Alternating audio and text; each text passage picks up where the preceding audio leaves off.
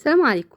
ناس كتير في الكومنتات كتبت لي اعملي لنا فيديو تفصيلي عن وجبات الريف العربي، الفطار والغدا. الفطار زي ما انتم شايفين كده بينزل لكم بدري، اول ما بتروحوا بعد ساعه كده تقريبا حوالي الساعه 9 بينزل الفطار. والفطار بيكون عباره عن اختيار ما بين وجبات الريف العربي اللي هي الفطير، بتنزل لك ربع فطيره وعسل اسود وعسل ابيض، وكمان اللي هو المش او الجبنه القديمه. وجبة تانية عبارة عن فول ورغيفين عيش وجبنة قريش بالطماطم والبقدونس كده زي ما انتوا شايفين.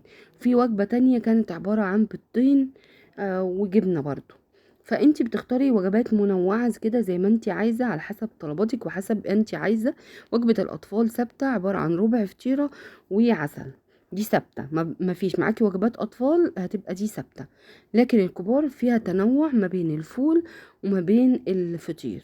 اللي حابب الفطير تمام، اللي حابب الفول ماشي، البيض ماشي. احنا عملنا تنويع يعني ميكس كده، بحيث اللي عايز ده عايز، اللي عايز ياكل من ده عايز. احنا ملناش تقل على الفطير الصبح، فطلبنا فول وكده، يعني حسب ما انت عايزة وحسب ميولك.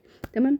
طيب بالنسبة للغدا، الغدا بقى برضو وجبة الأطفال ثابتة في الغدا، عبارة عن ربع فرخة وطبق رز بشعرية ومعاه بطاطس محمرة، دي ثابتة. معاكي أطفال تبقى دي الوجبة الثابتة. التنويع في وجبات الكبار. وجبات الكبار اللي هو اطباق كده بينزل فيها البطاطس زي ما انت شايفة مكعبات او بطاطس حلقات، يعني زي صينية بطاطس، وطبق رز بشعرية متغطية كده زي ما انت شايفين. وجبات كلها متغطية ومغلفة، والاطباق بتنزل عليها استرتش كلها.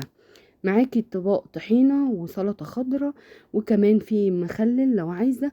وممكن كان نازل برضو معاهم طبق كده ملوخية مع الوجبات دي، طبق ملوخية لكل فرد كبار. يعني احنا كنا 3 كبار و2 أطفال، فالتنوع كان زي ما انتوا شايفين.